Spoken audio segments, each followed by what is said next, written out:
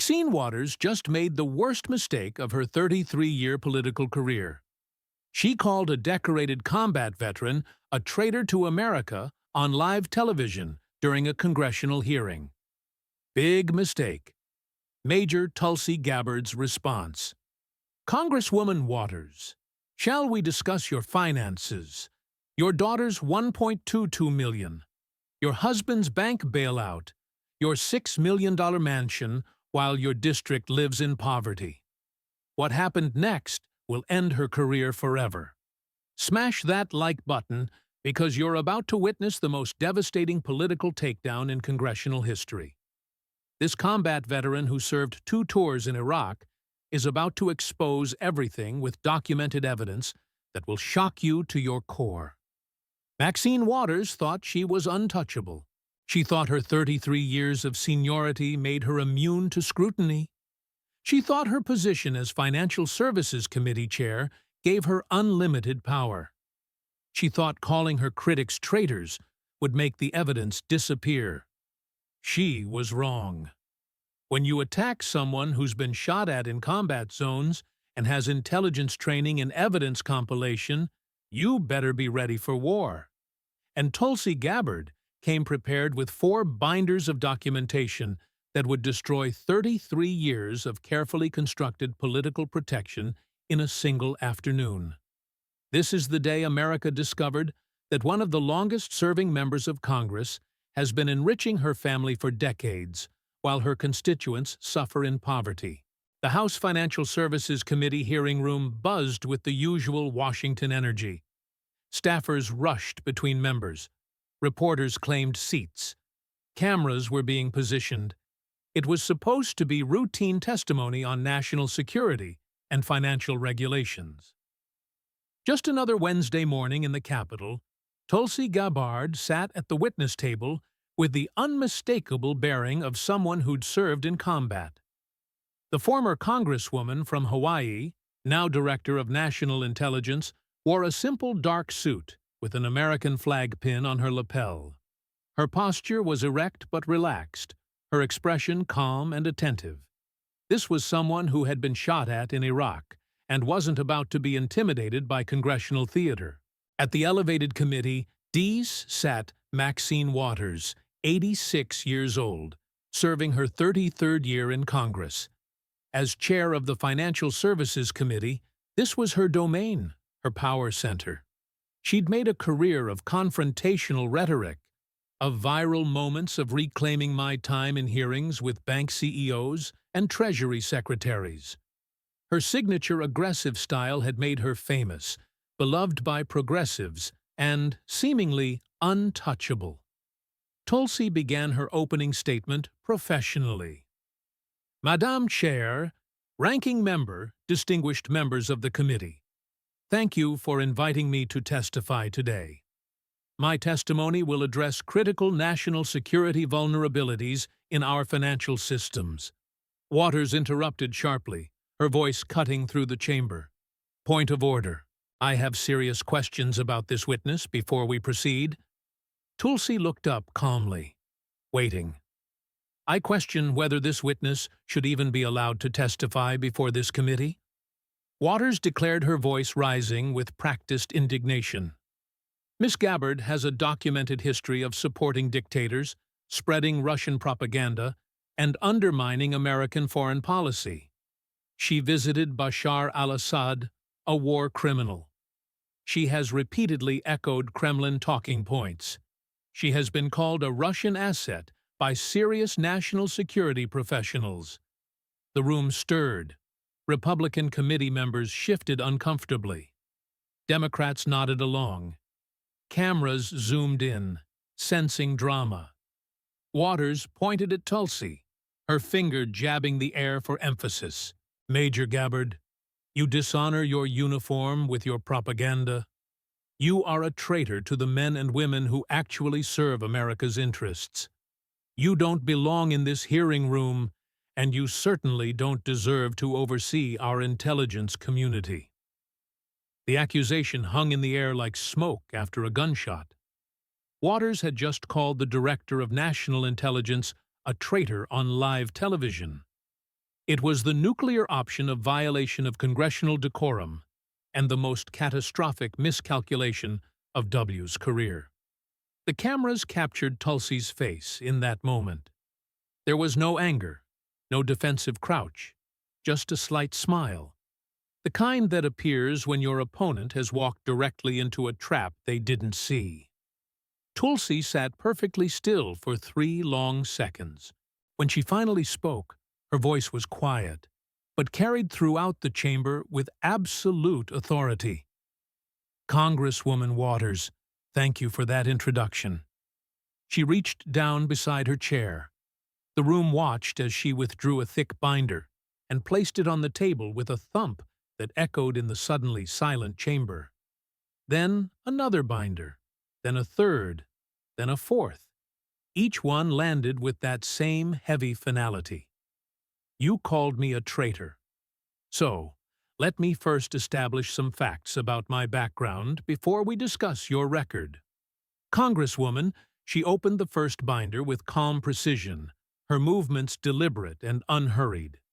"I enlisted in the Hawaii Army National Guard in 2003.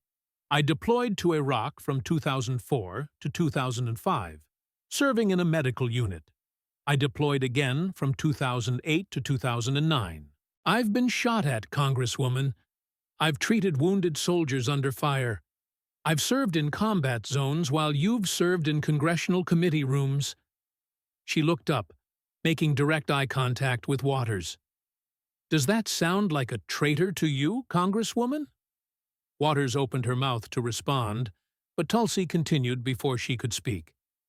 "But since you've decided to question my credibility on national television, let me ask you some questions, Congresswoman Waters." The second binder opened. Inside were hundreds of pages of documents neatly organized, tabbed with colored markers, meticulously prepared. FEC reports, property records, official findings, all arranged in perfect order. "Shall we discuss your husband's bank? One United Bank? The $12 million in taxpayer bailout money you helped arrange in 2008. The $350,000 your husband stood to lose that motivated intervention." The room erupted. Waters' expression transformed from righteous indignation to something closer to shock. "Or shall we discuss your daughter Karen? The $1.2 million you've paid her from campaign funds over 20 years. Money donated by people who thought they were supporting your campaigns, not building your family's wealth. Or perhaps we should discuss your $6 million mansion in Hancock Park, miles away from the district you claim to represent, where your constituents live in poverty." Each question landed like a physical blow. Waters tried to interrupt. "This is out of order." "Out of order." Tulsi's voice remained calm, but now carried an edge of steel. "You called me a traitor, Congresswoman. You attacked my service, my honor, my loyalty to the country I've bled for. So now it's on the record, and we're going to discuss your record in detail. Every documented fact, every public record, every piece of evidence." Republican ranking member Patrick McHenry saw his opportunity and seized it. "Madam Chair, I move that we grant the witness time to respond to your accusations. Parliamentary inquiry. If you accuse a witness of treason on live television, don't they have the right to defend themselves?" The procedural trap was perfect. Waters couldn't refuse without appearing to silence someone she just attacked. The optics would be devastating. She was caught. "The witness may respond," Waters said through clenched teeth, knowing she'd lost control of her own hearing. Tulsi's smile widened just slightly. "Thank you, Madam Chair. I think the American people deserve to hear some facts about your record. Since you've had 33 years to build it, this may take a while." She extracted the first set of documents from the binder. Marriage certificates, bank records, Treasury Department correspondence, Federal Election Commission filings, all official, all verified, all damning. "Let's start with your financial corruption, Congresswoman. Let's discuss how you've systematically enriched your family through public office for decades. And then we'll work our way through the rest of your failures piece by documented piece. Waters's face had gone from shock to something approaching fear. She'd walked into this hearing expecting to dominate, to create another viral moment of her putting a witness in their place to score political points against a controversial Trump appointee. Instead, she'd provoked someone who'd come prepared for war, someone with folders full of evidence, military discipline, intelligence training, and absolutely nothing to lose. The trap had been sprung. The cameras were rolling, and for the next several hours, Maxine Waters would learn what happens when you attack a combat veteran who spent months compiling evidence of your corruption and is completely unafraid to present it all on national television. Tulsi Gabbard arranged her documents on the table in front of her with the same methodical precision she'd learned in intelligence briefings. Each page had its place. Each document told part of a larger story, and she knew exactly where everything was. Congresswoman Waters, you called me a traitor. Let me define that word for the record because I think definitions matter. She paused, letting the room settle. A traitor is someone who uses public office for personal gain. Someone who betrays the public trust. Someone who enriches themselves at taxpayer expense, while the people they're supposed to serve suffer. She looked up at Waters. Let me show you what that actually looks like. Tulsi reached into her second binder and pulled out a thick stack of documents. The top page showed a photograph of a modest-looking bank building with the name One United Bank visible on the facade. Congresswoman, let me tell you a story about September 2008. Do you remember that month? The financial crisis was exploding. Lehman Brothers had just collapsed the day before. Families across America were losing their homes, losing their retirement savings, watching their entire lives fall apart. Congress was in emergency session, debating this massive bailout, $700 billion in taxpayer money to rescue failing banks. Waters shifted in her seat, but said nothing. Now, in the middle of all this chaos, there was this small community bank in Boston called One United. Total assets about $1 billion. Not huge, not one of these too big to fail banks everyone was worried about.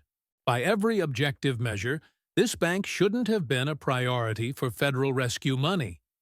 There were bigger banks, failing more important institutions at risk. Tulsi held up a financial disclosure form so Waters could see it even from across the room. But One United Bank had something the other failing banks didn't have. It had a connection to you, Congresswoman, because your husband, Sidney Williams, owned stock in this bank. A lot of stock. This disclosure form right here says between $250,000 and $500,000 worth. She set that paper down and picked up another document. And when the financial crisis hit, when Fannie Mae and Freddie Mac collapsed, One United stock became essentially worthless. Your family was about to lose hundreds of thousands of dollars. Waters opened her mouth to speak, but Tulsi kept going, her voice steady and relentless. So, what did you do, Congresswoman? On September 9th, 2008. I have the phone records right here. You called Treasury Secretary Henry Paulson's office. You requested a meeting. And the very next day, September 10th, you arranged a meeting between Treasury officials and One United Bank executives. A special meeting, personal access to the people making decisions about who gets bailout money and who doesn't. She paused, letting that sink in throughout the chamber. Now, here's the interesting part. When you arranged this meeting, when you used your position on this very committee to get special access for this bank, did you tell the Treasury officials that your husband owned hundreds of thousands of dollars in One United stock? The silence in the room was absolute. The answer according to Treasury Department documents I obtained through Freedom of Information Act requests, is no. You did not disclose that massive conflict of interest. Not initially. The Treasury officials only found out later when newspaper reporters started asking questions. And according to these internal emails, she held up more papers. They were surprised. Some of them felt misled. Tulsi sat down those documents and picked up another. January 2009, One United Bank received $12 million in federal TARP bailout funds. $12 million taxpayer dollars went to this small, poorly managed bank that by all normal standards shouldn't have been a priority. And guess what? Your husband's stock investment was protected. Your family didn't lose that money. She looked directly at Waters. While millions of Americans lost their homes, lost their savings, lost everything, your family was made whole with taxpayer money that you helped secure. Waters finally found her voice. I was cleared by the Ethics Committee. This was investigated. You were cleared. Tulsi acknowledged, nodding. After 3 years of investigation by the House Ethics Committee, you were technically cleared of criminal wrongdoing. But let me read you what they actually said. She pulled out the official Ethics Committee report and read directly from it. Quote, while we find that Representative Waters did not violate House rules, we are troubled by the appearance of a conflict of interest and the lack of initial disclosure. End quote. Tulsi looked up, troubled by the appearance of a conflict of interest.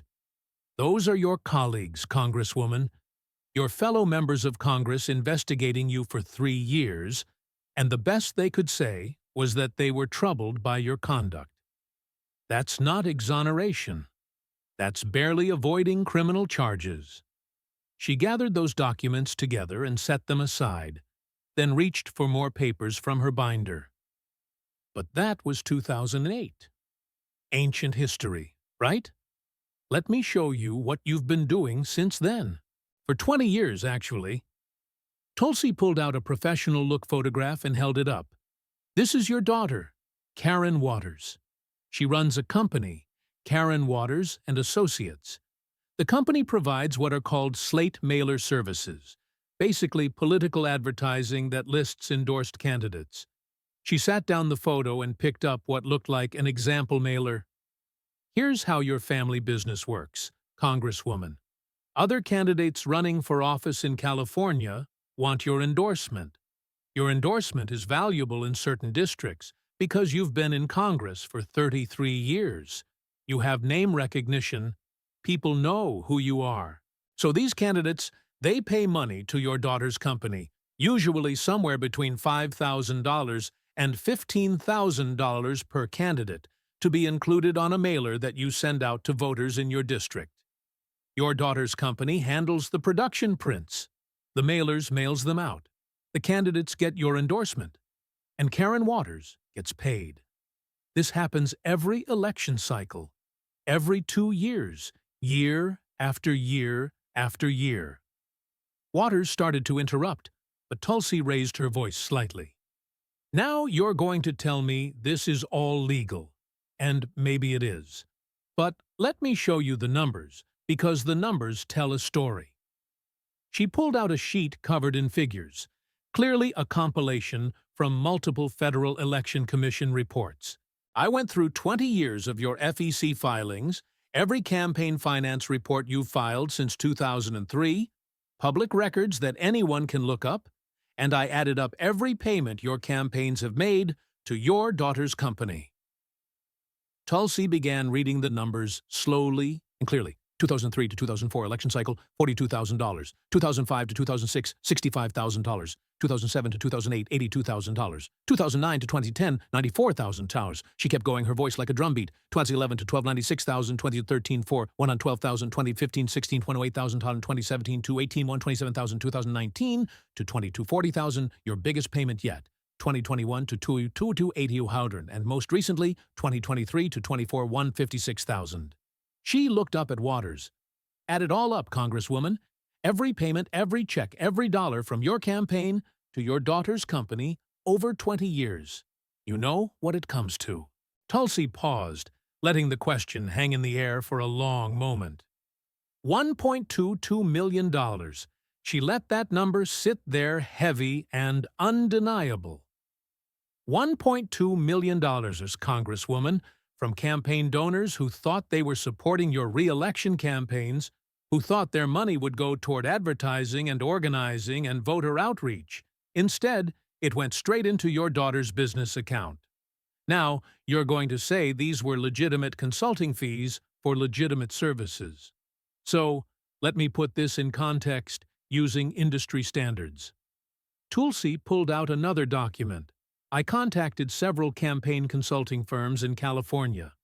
I asked them what they charge for slate mailer services, the exact same service your daughter provides. You want to know what the going rate is? She didn't wait for an answer.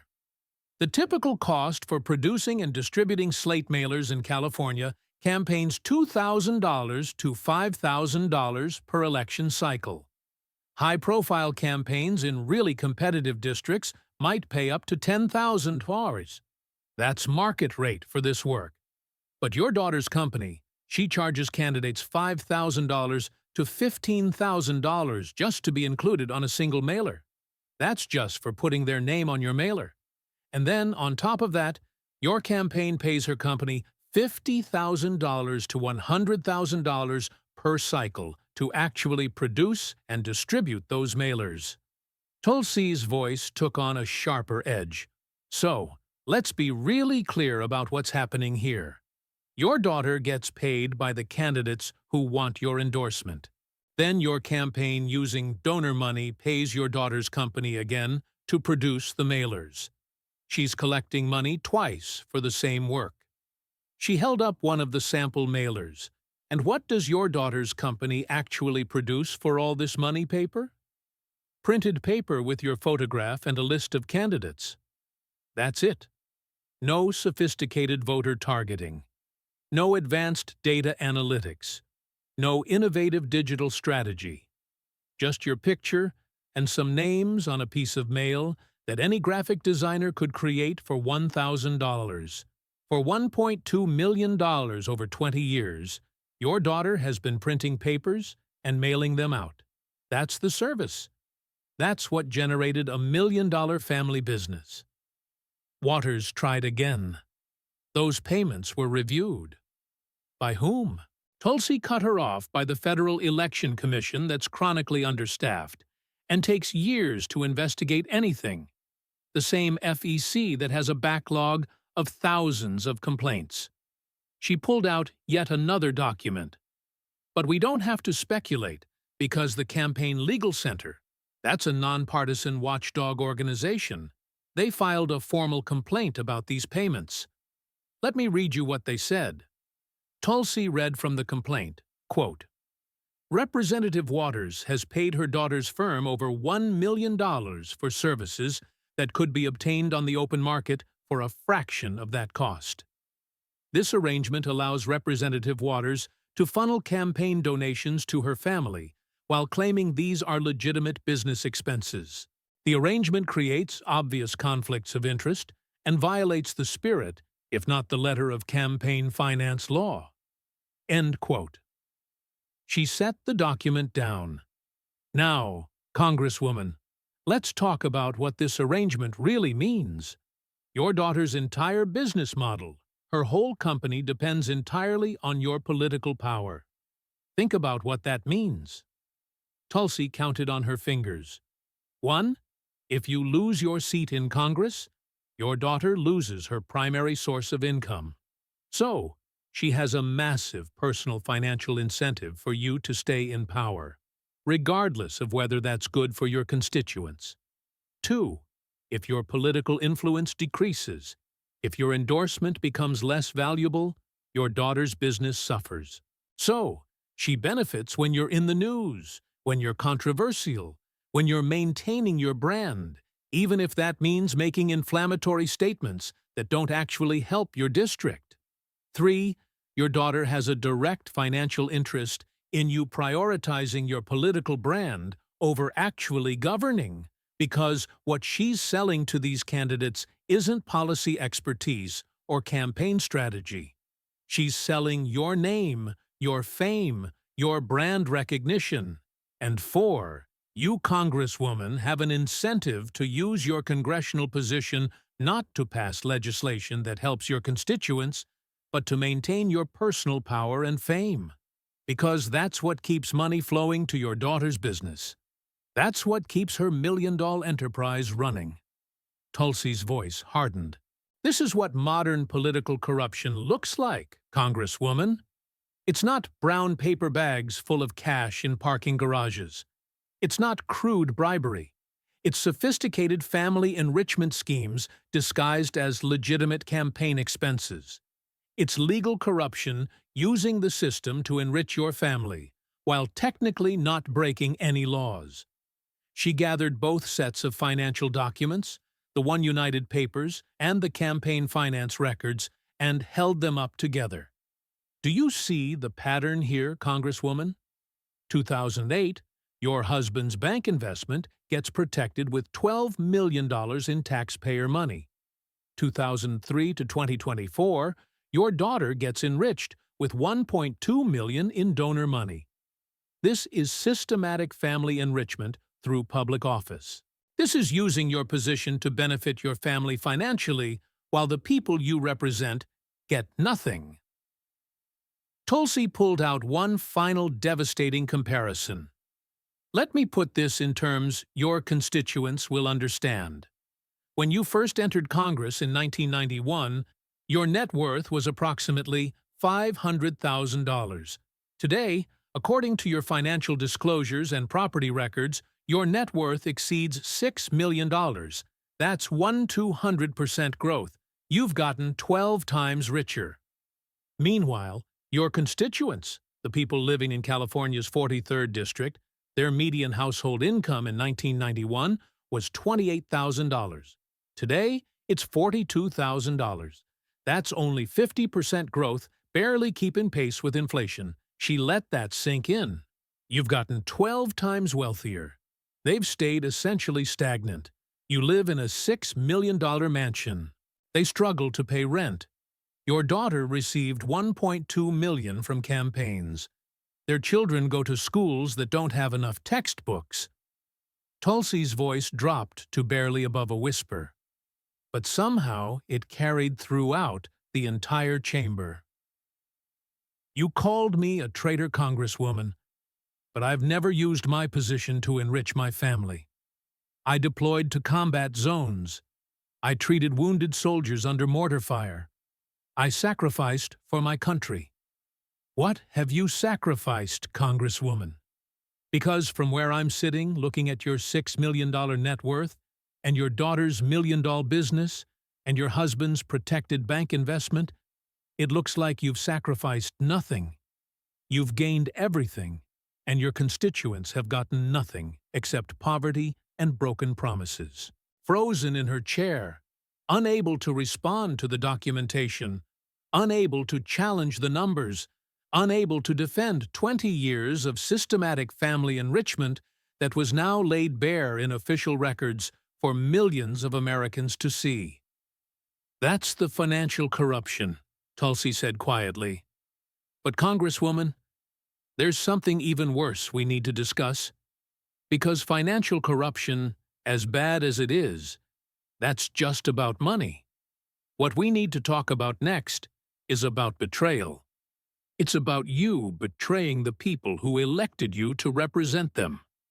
And that, Congresswoman, that's unforgivable. Tulsi reached for her third binder, and when she opened it, she pulled out 2 photographs and held them up side by side so everyone in the room could see them clearly. Congresswoman Waters, let's talk about where you actually live versus who you claim to serve. The photograph in her left hand showed a stunning mansion, elegant architecture, manicured lawns, the kind of home that screams wealth and privilege. The photograph in her right hand showed a very different scene.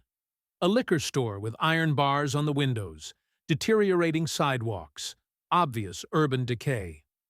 This Tulsi raised the mansion photo Higher is 4,129 West 21st Street, Hancock Park, Los Angeles. According to property records, this home is valued at approximately $6 million. This is where you live, Congresswoman. She raised the other photo. And this is South Central Los Angeles, California's 43rd Congressional District.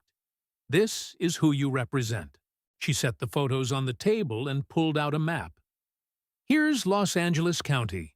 I've marked Hancock Park in one color, and your congressional district in another color. Do you notice something, Congresswoman? They don't touch. They don't overlap. Hancock Park is not in your district. You live in one of the wealthiest neighborhoods in Los Angeles, miles away from the people you're supposed to serve. Tulsi pulled out a page covered in statistics. Let me give you some numbers, because numbers don't lie. Where you live in Hancock Park, median home value is $2.1 million. Median household income is $125,000 per year. Poverty rate is 6%. The neighborhood is about 65% white, 20% Asian, 8% Latino, 5% Black. Now, let's look at who you represent. California's 43rd District median home value is $385,000, less than 1/5 of your neighborhood's home values. Median household income is $42,000 per year, 1/3 of what people earn where you live. Poverty rate is 24%, 4 times higher than your neighborhood. She looked up at Waters. You live surrounded by millionaires. Your constituents are surrounded by poverty. You live where only 6% of people are poor. They live where almost 1 in 4 people are poor. You experience wealth every day. They experience struggle every day. Now, technically, Congresswoman, federal law says you have to maintain a residence in your district, and public records show you do own a property there, 518 West 43rd Place. But there's a difference between owning a property and actually living there, isn't there? Tulsi pulled out more photographs, surveillance-style images showing both properties. I had researchers look at both properties, check utility records, talk to neighbors, look at maintenance patterns. One of these homes shows regular occupation landscaping, maintained weekly utilities showing consistent daily use cars in the driveway lights on at night. The other property appears minimally maintained. Utility usage is minimal. Neighbors say they rarely see anyone there. I'm not going to tell you which is which, Congresswoman, but I think the American people can figure it out. You're required to have a legal address in your district, but do you actually live there? Or is it just an address you maintain to meet the legal requirement while you actually reside in your $6 million Hancock Park mansion? Waters' face was tight with anger, but she still said nothing. But Tulsi continued, maybe you don't live among your constituents. Maybe you represent them from a distance. Some representatives do that.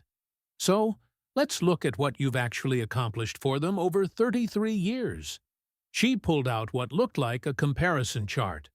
This is your district in 1991 when you were first elected. Poverty rate, 22%. Median household income, $28,000. I've adjusted that for inflation so we can compare it fairly. Unemployment rate, 12%. High school graduation rate, 62%. Crime rate, high. Now here's your district today after 33 years of your representation. Poverty rate, 24%. Worse than when you started, Congresswoman. Median household income, $42,000. That's only 50% growth, barely keeping pace with inflation.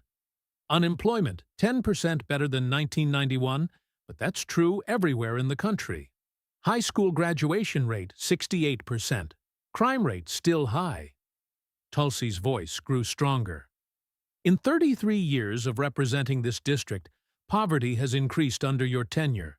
Your constituents are actually poorer now, relative to the rest of the country, than they were when you first took office. Schools are still failing. 32% of students don't even graduate high school. crime is still rampant. Economic opportunities are still scarce. So if conditions haven't improved, maybe you've been busy in Congress passing legislation to help them, right? Let's look at your legislative record. She pulled out a simple sheet with large numbers on it. In 33 years in Congress, Congresswoman Waters, you have introduced 426 bills. 426. That sounds productive, right? She paused. Want to know how many became law? 3. 3 bills in 33 years. That's a 0.7% success rate. But Tulsi let that sink in before continuing. For comparison, the average member of Congress has a 2 to 3% success rate. You're not just unproductive, Congresswoman. You're exceptionally historically unproductive. You've been in Congress since 1991. Some of your constituents weren't even born yet when you were first elected. And you've passed 3 bills. Let me tell you what those 3 bills did, because I think it's important. She counted on her fingers. Bill number 1, naming a post office after Reverend James Edward Cleveland. Bill number 2, creating a commemorative coin for Jackie Robinson. Bill number 3, a minor technical amendment to banking regulations that didn't affect anyone's daily life. That's it. That's your legislative legacy. A post office name, a coin, a technical tweak. Nothing that built affordable housing. Nothing that improved schools. Nothing that reduced crime. Nothing that created jobs. Nothing that actually made life better for the people living in poverty in South Central Los Angeles. Waters finally spoke up. I've fought for my community. How? Tulsi shot back immediately. By giving speeches. Speeches aren't legislation. Congresswoman, viral moments aren't results. Being on television isn't the same as passing laws that help people. She pulled out more papers. In 2019, you became chair of the House Financial Services Committee. That's one of the most powerful positions in Congress, Congresswoman. You control banking regulation, housing policy, consumer protection, financial oversight. You have the power to shape policies that affect every American's economic life. So, what have you accomplished as chair? You've held dramatic hearings where you question bank CEOs. You've given fiery speeches about big banks and predatory lending. You've created moments that go viral on social media. You've built your brand as this fierce defender of the little guy. But actual legislation, actual laws passed, actual reforms implemented, actual changes that help your constituents afford housing, or start businesses, or send their kids to college. Tulsi paused. Virtually nothing. Because passing laws requires something you don't do, Congresswoman. It requires compromise. It requires working across the aisle with Republicans. It requires building coalitions. It requires negotiating.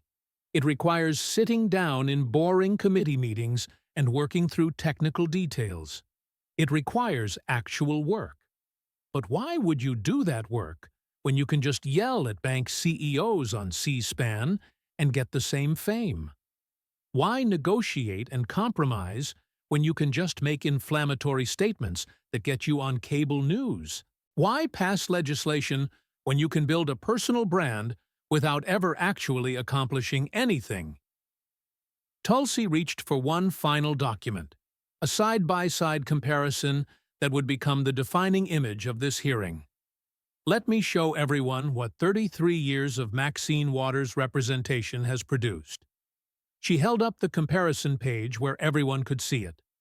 On the left side, it listed everything about Waters herself. On the right side, it listed everything about her constituents. She read it aloud slowly and clearly. Maxine Waters, after 33 years in Congress, net worth $6,120,000% growth, lives in Hancock Park in a $6 million mansion. Daughter has received $1.2 million from campaign funds. Husband's bank investment was protected with $12 million in taxpayer bailouts. Bills passed 3, all ceremonial. Family businesses thriving. She paused before reading the right side. California 43rd District constituents after 33 years of Waters representation. Median income, $42,000, 50% growth, barely keeping pace with inflation. Living in South Central LA with 24% poverty rate received from Waters. No significant legislation. Economic conditions worse than when she started. Schools, 32% of students don't graduate. Family businesses struggling or failed. Tulsi set the paper down and looked directly at Waters. Do you see this, Congresswoman? After 33 years, you are wealthy. Your family is wealthy. But they, the people you were elected to serve, are still poor, still struggling, still trapped in the same cycles of poverty that existed when you first took office. The only thing that's changed is that you've gotten rich while they've stayed poor. Her voice took on real passion. Now, you don't live among them, Congresswoman. You don't walk their streets. You don't shop in their stores. You don't send your children to their schools. You don't experience their crime. You don't feel their struggle. You go home every night to a $6 million mansion in one of the wealthiest neighborhoods in Los Angeles. And they go home to neighborhoods where poverty and violence are daily realities. And in 33 years, you've done essentially nothing to change that, because you have no incentive to change it. Your political power comes from their continued struggle. Your brand is built on being their voice.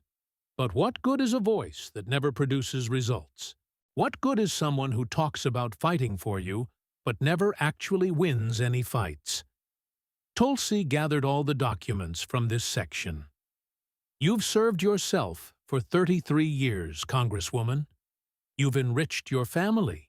You've built your wealth. You've advanced your career. But you have not served the people who elected you. They're no better off now than they were in 1991. By many measures, they're worse off. You called me a traitor at the start of this hearing, Tulsi said, her voice dropping but carrying enormous weight. But I've never betrayed the people I represented. When I served in Congress for Hawaii's 2nd District, I lived there. I walked the same streets as my constituents. I understood their struggles because I experienced them alongside them. I measured my success by whether their lives improved, not by how much money I made. You live in isolation and wealth while your constituents live in poverty and struggle. You pass no meaningful legislation while taking a government salary for 33 years. You enrich your family with campaign donations and protected investments while your district's schools fail and crime persists. If anyone in this room has betrayed the principles of representative democracy, Congresswoman, it's not me. The silence that followed was crushing. Waters sat motionless, her hands gripping the edge of her desk, unable to respond, unable to defend 33 years of documented failure and personal enrichment. And everyone watching, the committee members, the staff, the reporters, the millions of Americans watching on television, could see the truth laid bare in official documents and public records. This wasn't partisan attack or personal vendetta. This was systematic documentation of corruption and betrayal, presented calmly and methodically by someone who'd come prepared with evidence that couldn't be denied. The hearing had been going for nearly 4 hours. The scheduled 90 minutes of testimony had stretched into the afternoon, and no one had moved to stop it. Republican committee members sat riveted, occasionally nodding as Tulsi presented each piece of evidence. Democratic members looked increasingly uncomfortable, some staring at their phones, others whispering to staffers, and the cameras had captured everything. Tulsi Gabbard stood now, gathering all 4 binders in front of her. She'd systematically dismantled Waters' career with nothing but publicly available documents. And now came the final statement, the summary that would be replayed on news networks for days to come. Members of this committee, she began, her voice carrying the weight of everything that had been revealed. Let me summarize what we've documented here today, and I want to emphasize everything I've presented comes from public records, Federal Election Commission filings, property records, House Ethics Committee reports, congressional legislative databases. Anyone watching can verify every single fact I've stated. She gestured to the first binder. First, the One United Bank scandal. In 2008, during the worst financial crisis since the Great Depression, Congresswoman Waters used her position on this very committee to arrange special access to Treasury officials for a bank where her husband had hundreds of thousands of dollars invested. She did not initially disclose this massive conflict of interest to the Treasury officials she was meeting with. That bank received $12 million in taxpayer bailout money. Her family's investment was protected while millions of Americans lost their homes, their savings, their entire financial security. The House Ethics Committee investigated her for 3 years. 3 years. And their conclusion was that while they couldn't prove criminal wrongdoing to the high standard required, they were, quote, troubled by the appearance of a conflict of interest. That's not exoneration. That's barely avoiding charges. She moved to the second binder. Second, the family enrichment scheme. For over 20 years, from 2003 to 2024, Congresswoman Waters has paid her daughter's company $1.2 million from campaign funds. That's money donated by individuals who thought they were supporting her campaigns, funding her re-election efforts. Instead, that money built a $1 million family business. These payments far exceed market rates for the services provided. They create obvious conflicts of interest where the Congresswoman's daughter has a direct financial incentive for her mother to maintain political power regardless of whether that power is used to actually help constituents. This is systematic nepotism, resulting in family enrichment using other people's money. She picked up the third binder. Third, geographic hypocrisy and legislative failure. Congresswoman Waters lives in a $6 million mansion in Hancock Park, Los Angeles, not in the district she represents. She does not experience the poverty, the crime, the failing schools that her constituents face every single day. She has isolated herself in wealth while they struggle. And in 33 years, that's 33 years longer than many of her constituents have been alive. She has passed only 3 bills, none of substance.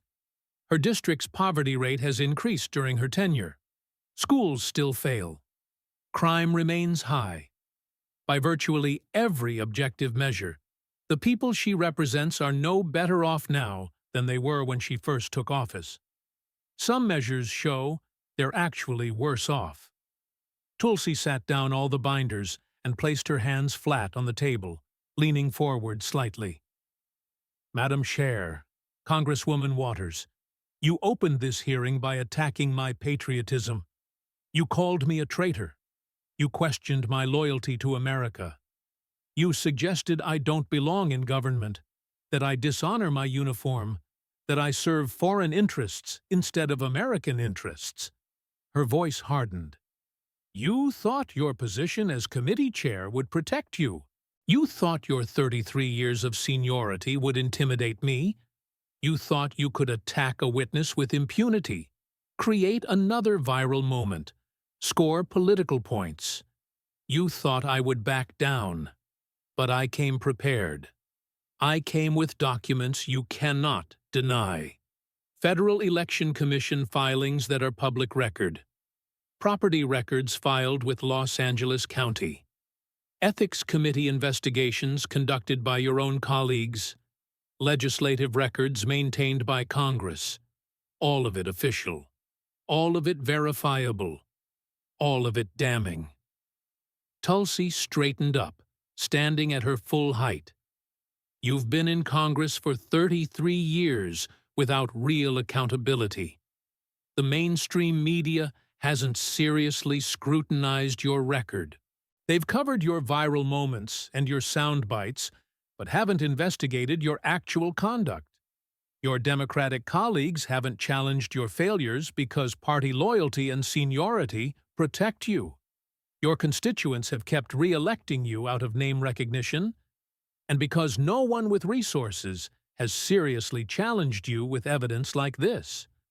But that protection ends today, right now, this moment.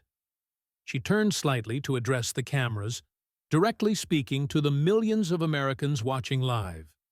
The evidence is now public. It's been presented in a congressional hearing and entered into the official record. The American people can see Congresswoman Waters' financial dealings. They can see the contrast between her personal wealth and her constituents' poverty. They can see the family enrichment schemes. They can see the legislative failures. They can see 33 years of her record laid out in official documents.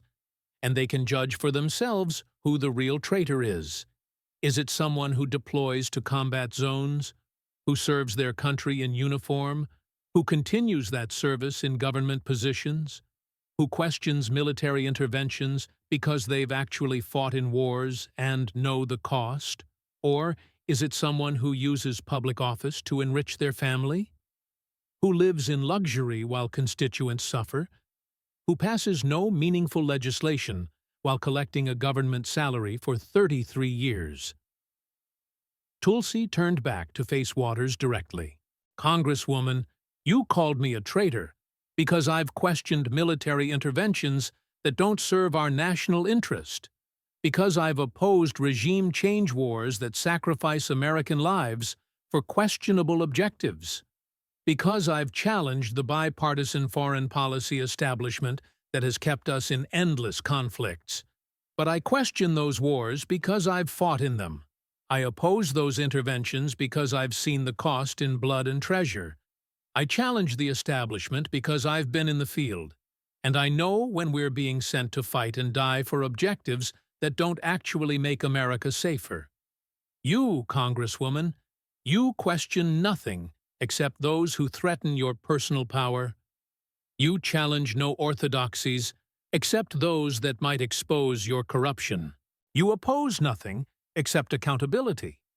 You fight for nothing except your own continued position and your family's continued enrichment. Her voice rose with real passion now. I serve the American people and the Constitution I swore to defend. I've bled for that oath. I've deployed to war zones for that oath. I take that oath seriously. You serve yourself. You serve your family. You serve your political brand. You do not serve the people who elected you. Tulsi picked up all 4 binders, holding them against her chest like evidence in a trial. You called me a traitor at the start of this hearing. Congresswoman, I've shown you. I've shown this committee. I've shown America what real betrayal looks like. Real betrayal is using public office for private gain. Real betrayal is enriching your family while your constituents stay poor. Real betrayal is living in a mansion while the people you represent struggle in poverty. Real betrayal is serving for 33 years and accomplishing nothing for the people who trusted you with their votes. I'm not the traitor in this room, Congresswoman Waters. She paused, letting that statement hang in the air. If you want to see a traitor to the principles of representative democracy, to the oath of public service, to the trust placed in elected officials, look in a mirror. The silence that followed was absolute and devastating. Waters sat motionless at the chairman's elevated position, her face showing a mixture of shock, anger, and something that looked like fear. She opened her mouth, but no words came out. How could they? What defense could possibly respond to document after document of official records showing exactly what Tulsi had described? Tulsi collected her materials methodically, placing documents back in their appropriate binders, closing each one with deliberate care. She checked to make sure she had everything, then looked up one more time at Maxine Waters. I have nothing further, Madam Chair. Thank you for the opportunity to testify, and to defend myself against your accusations with facts rather than rhetoric." She picked up all 4 binders and walked out of the hearing room, her back straight, her stride confident. She didn't look back. She didn't need to. The damage was done. The evidence was public. And 33 years of Maxine Waters' career had been destroyed in a single afternoon. Behind her, the committee room erupted in controlled chaos. Reporters rushed for the exits to file stories. Staffers clustered around their members, whispering urgently. And Maxine Waters sat alone at the chairman's position, isolated and destroyed, unable to respond, because there was no response to make when someone presents your own official records as evidence of your corruption.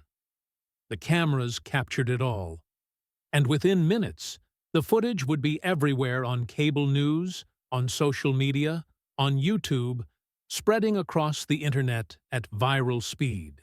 Millions of Americans would watch Tulsi Gabbard systematically dismantle a 33-year congressional career using nothing but publicly available documents and the courage to present them without backing down. The hearing was over, but its consequences were just beginning. The hallway erupted the moment Tulsi walked out. Reporters packed 3 deep shouting questions over each other. Tulsi stopped at a pre-scouted spot and raised one hand. "Brief statement. I came to testify about national security. Congresswoman Waters attacked my patriotism. I responded with documented facts from public records. Everything can be verified. Will you call for her resignation? I presented evidence. The American people and authorities will decide consequences. That's democracy. What about claims this was racist? Look at the documents. FEC records aren't racist. Property records aren't racist. Facts aren't racist. Claiming racism to avoid accountability is exactly the problem." She walked away without more questions. Inside, Waters sat alone, trembling. A staffer approached. "Ma'am, reporters outside. Get me out. Side exit, now." They moved through member corridors, but reporters found every exit. Questions hit like stones. "Will you respond? What about the $1.2 million? Are you going to resign?"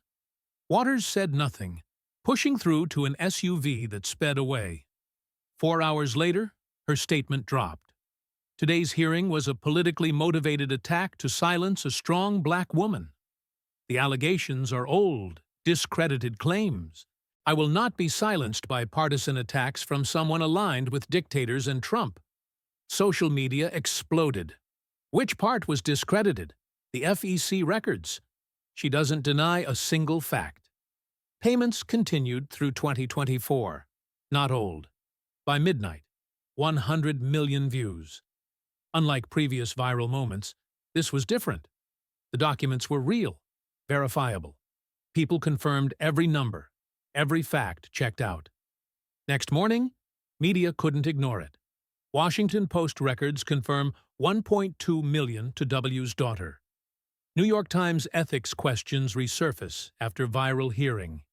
Even protective outlets reported documented evidence. By afternoon, primary challengers emerged. Marcus Brewer in South Central. "I've lived here my whole life." "When does she help East?" He held FEC printouts. $1.2 million to her daughter, while our schools lack textbooks. "I'm running. I'm going to win." Within 24 hours, $127,000 raised. That evening, Nancy Pelosi called Waters to her office. "Maxine, sit. I've defended you 33 years, Pelosi began coldly. But Gabbard presented FEC reports, property records, your own ethics investigation. I verified them. They're real. Nancy, you've embarrassed the party, made it impossible to criticize Republican corruption, and betrayed your constituents." Pelosi leaned forward. "You're retiring. I won't. You will. Or I ensure the ethics investigation is thorough, public, brutal. When you lose, and you will, it'll be humiliating. Or announce retirement. Preserve dignity. 48 hours. Waters left in a daze. The isolation was complete. By day 3, institutions responded. Ethics Committee voted 100 to review. FEC received 2,400 citizen complaints in 72 hours, all meticulously documented because Tulsi showed them how. FEC voted 42 to investigate. In South Central, a church meeting packed the sanctuary. Reverend Thompson, who'd defended Waters for decades. Have I defended her because she served us? Or because admitting failure felt like betrayal? Gloria Martinez stood. 3 generations voted for her. What changed? Still poor. Schools failing. But her daughter got $1.2 million for flyers. She's fighting for us. An elderly supporter protested. Speaking ain't doing. She passed 3 bills in 33 years. The meeting ran 2 hours. Consensus formed time for change, not because of attacks, but because 33 years produced nothing except her wealth. 72 hours after Waters sat alone in her Hancock Park mansion. Staff stopped calling. Allies unavailable. Pelosi wanted a meeting she wasn't ready for. She thought about what she'd done. Every fact Tulsi presented was true. Every document authentic. Every number accurate. She'd built walls, identity, politics, media, allies, seniority. But Tulsi broke through with systematic documentation from someone who couldn't be dismissed. Waters poured expensive wine in her expensive house, staring at LA lights below. Had she really fought for her community? Or just performed while enriching herself? The phone rang Pelos's office. She let it ring. Tulsi hadn't destroyed her. She documented what Waters did to herself. One corrupt decision at a time. One payment at a time. One day avoiding her district at a time. 33 years of corruption collapsed in hours. Primary night. At Brewer's headquarters, results rolled in. We're up 15 in South Central, and we're winning Hancock Park, her own neighborhood, by 900 p.m. Brewer 61% Waters, 32% complete repudiation. At Waters' sparse gathering 50 people, she blamed everyone but herself. Tonight doesn't reflect the people's will, but coordinated lies to silence a strong black woman. People quietly left. She never addressed the records, payments, mansion failures, just claimed victimhood. 33 years ended by constituents who'd seen the evidence in Virginia. Tulsi's chief of staff knocked. Waters lost. Brewer won by 30. Good. They deserve actual representation. You did that? No, she did it through 33 years of corruption. I documented it. There's a difference. 6 months later, 43 members announced retirement. Ethics investigations up 400%. Family payments down 73%. Congress passed Ethics and Transparency Act. In the 43rd District, Brewer lived there. His kids attended local schools. He held town halls. He worked. Not revolutionary, just basic representation. Gloria Martinez at a meeting. Thank you for living with us. Thank you for trying. That's all we wanted. 1 year later, Tulsi spoke at Georgetown. You want the secret? There is no secret. Evidence defeats narrative. Documentation overcomes spin. She showed the 4 binders. Everything was public for 33 years, but no one compiled it because doing so meant being called racist. Students asked, how can ordinary people do this? Every document came from public sources. FEC.gov, county records, Congress.gov. You need patience and courage. What about attacks? She had rhetoric. I had receipts. Return to facts. Every time she attacked, I presented another document. Can others replicate this? It's already happening. Dozens exposed using the same method, courage and documentation. She challenged them. Pick a politician. Pull their records. If honest, support them. If corrupt present evidence, don't back down. That's how we fix the system. One corrupt politician, one evidence package, one citizen with courage at a time. Thunderous applause. A young woman stopped her. My representative's been in office 26 years. I found a pattern in his records. Tulsi smiled. Compile it. Document it. Present it. Don't back down. I won't. You showed us how. And Tulsi understood the Waters hearing sparked a movement. Citizens refusing corruption, refusing silence, refusing to wait. The system protecting corrupt politicians was crumbling one documented fact at a time. Maxine Waters served herself 33 years. Tulsi documented it in one hearing. The people rendered their verdict, but the story was just beginning. Because now everyone knew corrupt politicians can be held accountable. Evidence exists. Courage and documentation overcome any protection. Somewhere in America, citizens were pulling reports, examining records, building evidence packages. The era of unaccountable corruption wasn't over, but it had just gotten exponentially more dangerous for the corrupt because Tulsi Gabbard showed them all how it was son